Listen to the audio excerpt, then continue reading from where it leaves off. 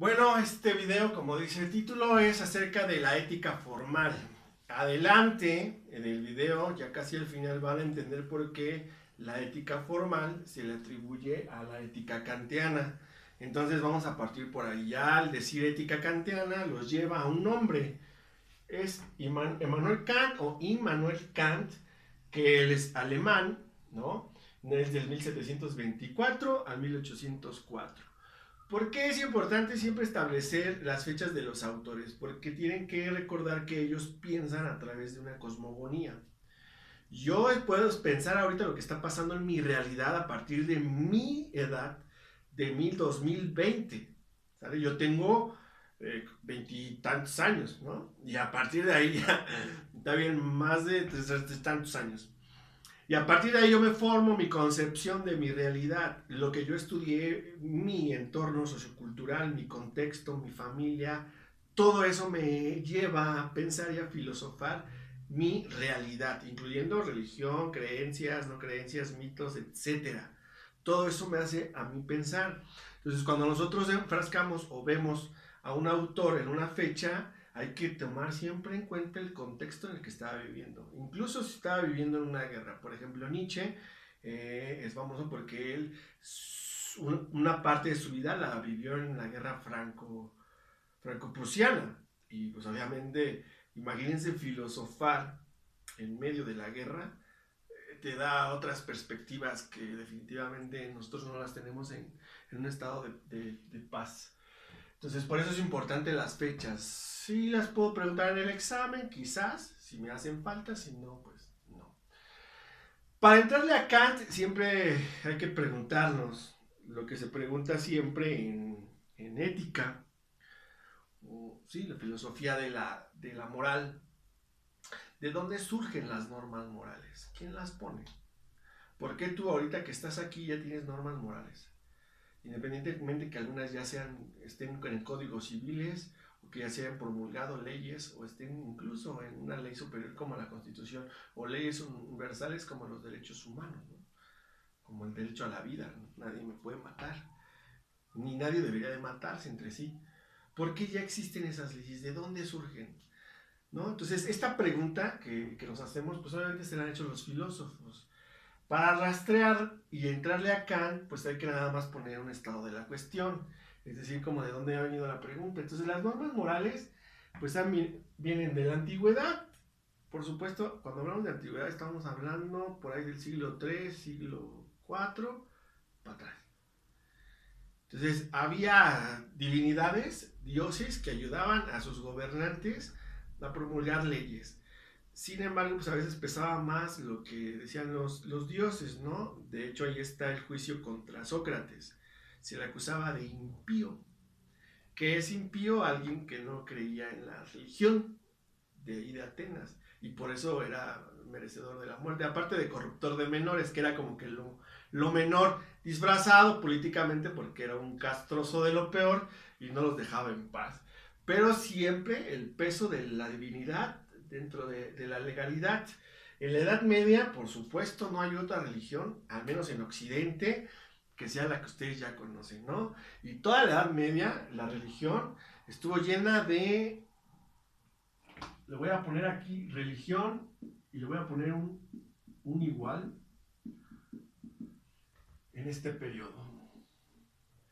La religión significaba muerte, porque si tú no creías en esta religión, y ya sabemos de qué religión estamos hablando, pues obviamente eras merecedora a la muerte, ¿no? Y tal, todas las persecuciones de las brujas, de todos los místicos de otras religiones, o que simplemente interpretaban de una manera diferente una religión, eran acreedores pues al famoso desafuero, no se llama desafuero, se llama la excomulgación, y ya no pertenecen, y por supuesto, pues a la muerte, ¿no? Entonces, en la Edad Media, y fíjense que duró pues bastante tiempo, casi entrando a la modernidad, podríamos plantearnos por ahí del siglo XV, entonces duró como unos 12, 13 años, depende, eso no lo vamos aquí a pelear. Entonces la religión a base de amenazas de muerte, porque había pecados, había amenazas, etcétera, etcétera.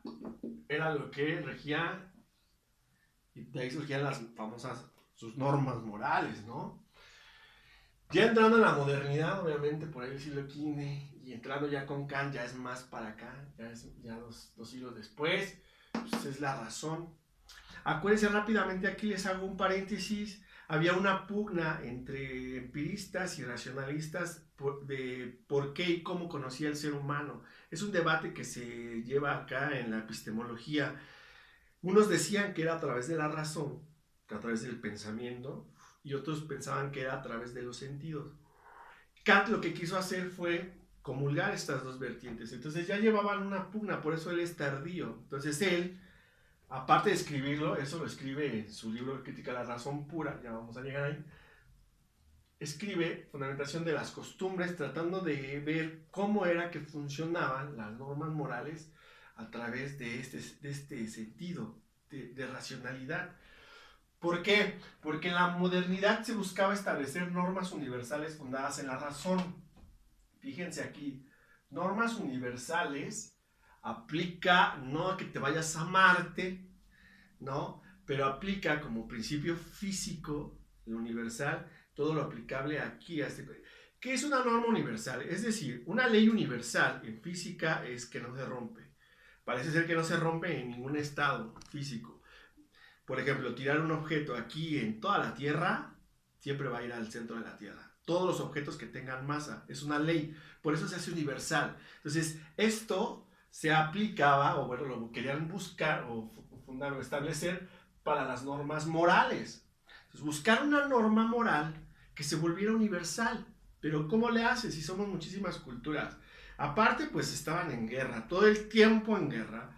Estaba España peleándose con Inglaterra por lo del robo de los galeones, Inglaterra esclavizando, robando, ahí escondían que no eran piratas, pero sí eran piratas, luego estaban los vikingos, o sea, en fin, toda esa parte de Europa siempre ha estado en conflicto. Desde que yo recuerdo, no hay como que un siglo donde no haya habido una guerra.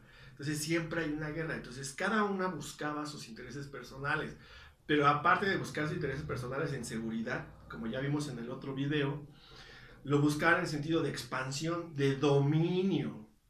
Entonces este dominio era lo que no les permitía como que pensar claramente. Por eso Kant quería como que establecer, a ver, vamos a buscar una ley que sea moral y que sea universal.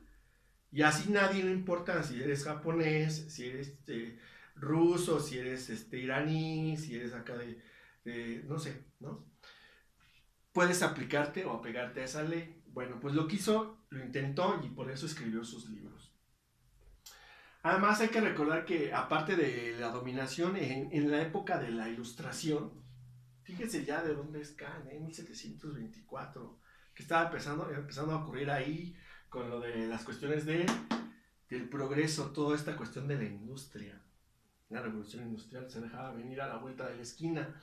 Entonces, Immanuel Kant escribe dos libros, el primero que ya les comenté, que es el Crítica de la Razón Pura, que es donde debate esta cuestión del conocimiento humano, cómo es que voy a acceder al conocimiento, si a través de mi razón o a través de mis sentidos. Ahorita ustedes están accediendo a este conocimiento a través de sus sentidos. Están viéndome, están viendo lo que escribo, están escuchando mi voz, pero también hay un proceso de racionalización que les permite entender a través del idioma, del código que compartimos lo que estoy diciendo. Entonces, dada esa situación, Immanuel Kant pues fusiona, ¿no?, estas dos escuelas epistemológicas. Y el segundo libro, que es Fundamentación de las Costumbres, es donde les repito que quiere escribir qué es y cómo buscar la forma de alcanzar esta ley universal en materia moral. Bien, vamos a empezar por lo básico. Para Kant, sí hay cosas positivas en el mundo. Por cosas positivas no se imaginen una cascada, un pasto verde, fruta, no. Las cosas positivas para Kant, o buenas, son los actos del hombre. ¿Cuáles son esos actos? Bueno, puede ser el valor, la perseverancia, ¿sí? De ese tipo de cosas buenas estaba hablando Kant. los actos humanos. Y yo ya les he repetido incontables veces que lo que nosotros estudiamos aquí en ética son los actos humanos. Eso lo vimos en primero, lo han de recordar. Ojo aquí, el problema es que estas cosas buenas dejan de ser buenas si la voluntad no es buena. Y aquí ya como que nos empezamos a confundir. Si mi voluntad no es buena, es decir, si mi volición, si mi deseo no es bueno, eso deja de ser bueno. Voy a explicar en la siguiente lámina cómo y por qué, cómo funciona la buena voluntad. ¿Sale? Mientras copien aquí, por favor. Recuerden que es parte del examen. Entonces,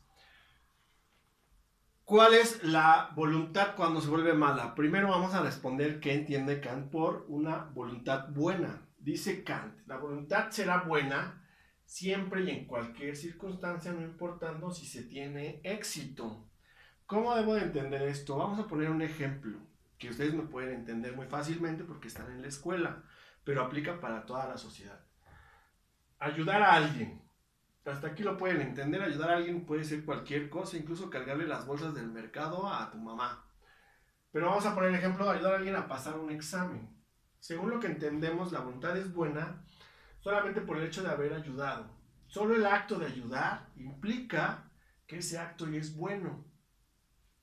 No importa si se tiene éxito o no en la empresa que se ha iniciado.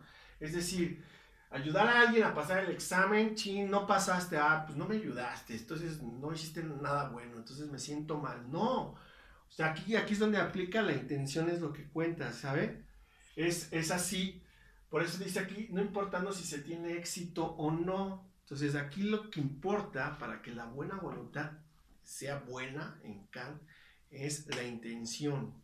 La intención de hacer el acto, no importando si se tiene éxito o no. Ahora bien, ¿cuándo se vuelve mala la voluntad? Dice Kant, bueno, se vuelve mala una voluntad porque a pesar de que estamos ayudando a alguien a pasar, hay inclinaciones. Él va a usar estas palabras, ¿eh? Cuando yo les pregunte en el examen, ¿cuándo se vuelve mala la voluntad? Es cuando hay inclinaciones, profe. Y bueno, ya cuando les pregunte, ¿qué es una inclinación en Kant? Bueno, una inclinación tiene que ver con intereses personales, amistad, beneficio, intercambio, sentimientos y emociones. ¿Sale? Cuando yo a esa ayuda ya le condiciono algo de esto, dice Kant, deja de ser buena. Y entonces se convierte en voluntad mala. No positiva, ¿no? Tampoco digamos así. Entonces, ayudar a alguien a pasar un examen. Pero es que es mi novia. Y si no la ayudo, me va a cortar y no me va a dar besos, etcétera. Ahí hay un interés.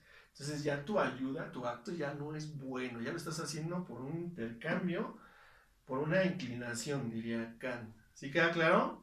Entonces, esto está bien fácil. Lo de la buena voluntad es cuando se ayuda a alguien. Cuando se vuelve mala, cuando le metemos inclinaciones. ¿Y cuáles son las inclinaciones? Pues son estas, al menos de las que podemos ahorita dar cuenta como ejemplos, pero pues puede haber muchísimas más. ¿Sale? Apúntenle y ya para la siguiente lámina definimos qué es la buena voluntad y vemos lo del imperativo categórico. Ok, entonces, ¿cómo va a quedar la definición de la buena voluntad? La buena voluntad es buena cuando se obra no por inclinación, sino por deber.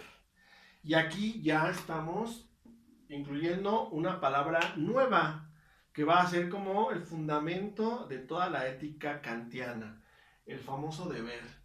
Entonces, ya sabemos qué es la inclinación, debe de quedar fuera de nuestro acto y de nuestra voluntad. ¿Qué debe de haber dentro? El deber. Ahora bien, hay tres tipos de actos morales para Kant. El primero, obrar, aquí en la definición, entiéndase como actuar, acción, ¿sale? No vayan a pensar que es una obra de construcción, una obra de teatro. Obrar es actuar, acción, actuar. Entonces hay tres actos morales. Vamos a ver cuáles son. El primero, cuando se actúa de acuerdo con el deber y con inclinación. A eso Kant lo va a llamar moralmente neutros. ¿Por qué moralmente neutros? Porque estás actuando con el deber, pero también estás incluyendo una inclinación. Le va a llamar así como que no son reprochables moralmente, pero tampoco son buenos. ¿Sale? Porque hay ahí un regocijo, digamos, ¿no? O sea, hay un interés en mí de querer actuar haciendo el bien, pero porque quiero como un interés personal. Él dice que es el deber, tiene que ser deber puro. El segundo tipo de acto es el que es contrario al deber y con una inclinación.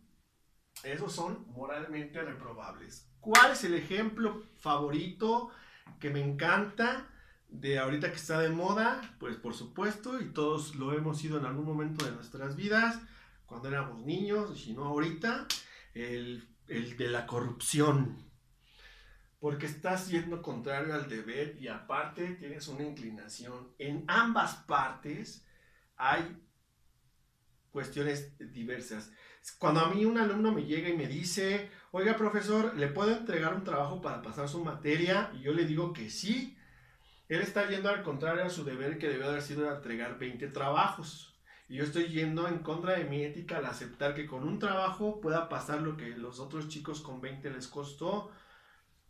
¿Cuál es el interés? Bueno, el interés quizás en mi caso sería como revisar menos trabajos, ¿no? Y entonces digo, bueno, ya que pase, que ya no me interesa. O subir mis números en mis escalafones docentes, que tengo un 100% de aprobados, cuando realmente el que aprueba ni siquiera lo amerita. La inclinación del otro sujeto también implicaría, pues, ahorrarse un trabajo, echar la flojera, ¿no? Esos son actos, dice Kant, moralmente reprobables.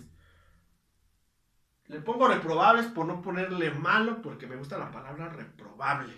Reprobar, está reprobado en ese acto moral. El ejemplo típico del que, oye, pues, ¿qué onda? Te doy una lana y me dejas entrar a la fila, te doy una lana y me dejas ir porque acabo de cometer una infracción. Contrario al deber, el oficial de policía recibe dinero, tiene una inclinación económica, y el otro, contrario al deber, y su inclinación es buscar la libertad de una manera sin lo que se quedó de consenso. Sí queda claro, esos son los actos que serían los actos moralmente malos o reprobables para Kant. Piensen ahorita y hagan un ejemplo y al rato si quieren me preguntan. Luego, y el tercero es el que es el de acuerdo al deber y sin inclinación. Moralmente, bueno. Yo voy caminando y veo una persona que se cae, no sé, de las escaleras en el puente peatonal y tengo de dos, ¿no? Quedarme a ver qué gano, qué saco, o decir, miren, ayudé, véanme todos, ayudé, y postearlo en las redes y muchos likes. Y eso sería pues, con inclinación, pero estoy ayudando. La otra sería simplemente porque debo de ayudar a mi prójimo, que tiene que, no importa que yo llegue tarde al trabajo, usar saldo de mi celular para llamar a una ambulancia, llamar a alguien que sea su familiar, si es que tiene que alguien que venga rápido, quedarme ahí con esa persona para hacerle compañía sin ningún beneficio personal. Eso sería un acto moralmente bueno para Kant. Entonces, este deber es la necesidad de una acción por respeto a la ley. ¿Y qué es esta ley? Dicha ley deberá ser moral universal. ¿Se acuerdan de lo que les decía de la palabra universal? Pero ahora también le vamos a meter lo moral. Quiere decir que a donde quiera que vayamos, si ustedes han ido a algún viaje de vacaciones donde ha habido muchas culturas, por lo regular sucede en puntos turísticos internacionales como Cancún, Baja California, Los Cabos, no sé, donde te encuentras con mucha gente y cuando algo pasa, casi por lo regular todos tienden a ir a ayudar, a ver qué sucede. En México sí tenemos como que esa situación cuando lo de los terremotos y eso, pero también hay canijos que van a ayudar para ver qué se roban. Tampoco crean que todos los que están ahí son moralmente buenos. Entonces, ¿a esto cómo le va a llamar Kant? A esta buena voluntad que se basa en el deber y que no tiene inclinación, y que se basa en la razón, porque ya dijimos que estamos en la época moderna de la historia, donde es la ilustración, la modernidad, bueno, ya estamos para acá, ya casi entrando a la revolución industrial, pues él le va a llamar imperativo categórico. ¿Sale? Esa sí va a ser pregunta de examen. ¿Qué es el imperativo categórico? Apúntenle. Ok, ya para terminar, que es a lo que queríamos llegar desde el principio, caracterizar la ética de Kant. Entonces, ahora sí, pregunta de examen. ¿Qué es el imperativo categórico? Vamos a analizarlo. No debo de obrar nunca más que, de modo que pueda querer que mi máxima deba convertirse en ley universal. Suena como a un trabalenguas, ¿no? Pero a final de cuentas, lo que les causa ruido y es el hecho de que esta definición viene en las copias que les di, en los PDFs, porque si no hubiera utilizado la que está en versión positiva, sin el no. Pero como viene ahí, tengo el deber de explicarles por qué viene y cómo es que la entiende el autor. No debo obrar nunca, aquí debo dar una pausa, más que, este más que va junto, es como si lo hubiéramos, si lo intercambiáramos por un a menos que pueda querer que mi máxima deba convertirse en ley universal. Este más que es de lenguaje de los abuelitos de antes, ¿no? Vas a ir a la fiesta más que, como decir, a menos que, si va Chon, más que, no voy. ¿Sale? Este más que es el que hace ruido en esta definición, pero quítenlo y quiten y van a tener el imperativo en positivo. Debo obrar, obviamente en positivo, de modo que pueda querer que mi máxima deba convertirse en ley universal. ¿Sale? Si yo quito el no, el nunca y el más que, me queda en positivo. Debo obrar de modo que pueda querer que mi máxima deba convertirse en ley universal. ¿Qué significa esto? Que todo acto que yo quiera que haga, lo haga todo ser humano. Yo voy a obrar en un sentido honesto, de decir, no quiero robar jamás, nunca voy a hacerme de riqueza ilegal. Y yo quiero que todos los seres humanos hagan lo mismo. Jamás voy a comprar cosas donde implique esclavitud laboral de niños, de mujeres. Jamás voy a comprar pornografía infantil porque eso implica un mercado, etcétera, etcétera. Yo debo de tener una acción que quiera que se refleje a nivel mundial. Si nadie consumiera pornografía infantil, si nadie consumiera prostitución, no existiría, porque todo es un mercado donde hay una oportunidad de venta, hay una oferta, donde hay una demanda, hay un mercado que implica una oferta, y esto es un negocio, se vuelve un negocio. Entonces, por supuesto, la cuestión de las armas y todas estas cuestiones que están ahorita manejando del Rápido y Furioso, en donde pues, evidentemente hay cuestiones políticas, nos lleva a, si alguien actuara conforme a la ley, conforme a lo que yo quisiera para todos, no pasarían estas cosas, ¿no? Entonces, ya para terminar, la ética de Kant o la ética formal es a priori. Esta palabra es muy kantiana y se la van a encontrar toda su vida de estudiantes. A priori significa antes de. Es como cuando yo digo, voy a ir a una fiesta, pero a priori ya estoy aburrido. Ya me aburrí. Y todo, pues, ¿cómo a priori? Pues sí, porque ni siquiera has llegado, no has experimentado y tú ya estás diciendo que estás aburrido o va a estar aburrida. A priori deduzco que va a estar aburrida. Entonces, a priori significa que es sin experiencia. Entonces, la ética de Kant es sin experiencia. ¿Por qué? Porque surge en la razón. Yo no necesito robarle a alguien para darme cuenta que es malo. Hay un video en internet donde un sujeto le roba a un pelón su maleta y llega corriendo a la esquina y se da cuenta que ahí es la medicina del cáncer y dice, ay, ¿cómo le robé? Y ya lo terminé de ver porque se me hace una estupidez. Ya por el hecho de robar, lo que decíamos aquí, la intención fue lo que contó. Después no sé si lo voy a buscar para ver qué acaba, pero se me hace una imbecilidad total. Entonces, no necesitas cometer un acto malo para saber que de entrada va a ser malo. Tienes que fundar la razón. O sea, es lógico decir, te lo puedo comprar para un niño de 8 años que no sabe que aventar un reloj, bueno, ya 8 ya, de 6 5 años que aventar un reloj, un billete de 500 pesos al excusado y jalarle, es malo para la economía familiar, no porque haya matado a alguien. Eso lo puedo entender, ¿no? Pero ya a su edad, a partir de los 12 años, a partir de los 7 años ya hay una conciencia moral. Ya podemos definir, diferenciar entre actos buenos y actos malos. Entonces, los actos buenos, que son lo que decía Kant al principio, que existen, nada más hay que llevarlos a la perfección, hay que hacerlos por el deber, sin inclinación. Es decir, yo ahorita estoy dando clase, ¿por qué? Pues porque quiero que me reconozcan en la escuela y quiero salir en la televisión, ¿no? Yo estoy dando clase aquí porque tengo un compromiso con ustedes y el compromiso es explicarles las lecturas que tenemos y son los medios que tenemos electrónicos para tenerlo, ¿no? Mi deber es explicarles las lecturas y los temas. ¿Para qué? Para que no se queden en el aire. Los maestros nada más mandan el texto y ahí arréglenselas como puedan. Aquí estoy yo y vámonos. Y dudas en inbox, en Facebook y aquí en los comentarios. Por eso es a priori. Tenemos la razón para darnos cuenta de que es malo antes de llevarlo a cabo. No le voy a aventar un ladrillo a mi perro desde el segundo piso a ver qué pasa. Es una estupidez. Es formal, aquí viene lo de ética formal que nos platica el programa, el plan de estudios, porque es una condición de generalidad.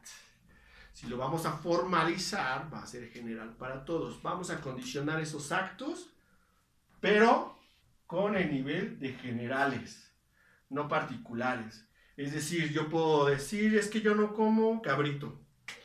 Pues sí, pero váyanse a Monterrey y verán el criadero de cabritos y cuánto cabrito se come, cuánta carne se come, y allá es moralmente bueno. Al contrario, yo creo que si no comes cabrito allá, te ven mal. Acuérdense del concepto de moral, tiempo y espacio determinado, ¿eh?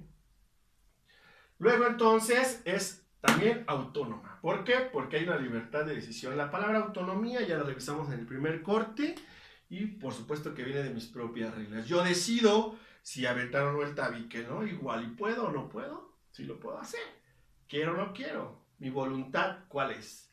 La autonomía, la libertad se basan en mi voluntad. De aquí Nietzsche, que es un tema que vamos a ver después, va a agarrar la voluntad para su Nietzsche y Schopenhauer, la voluntad como base también de algunos pensamientos de su filosofía. Entonces, con esto terminamos la ética formal. Espero que les haya quedado claro y si no, pues me preguntan, ¿sale? Nos vemos, apúntenle por favor.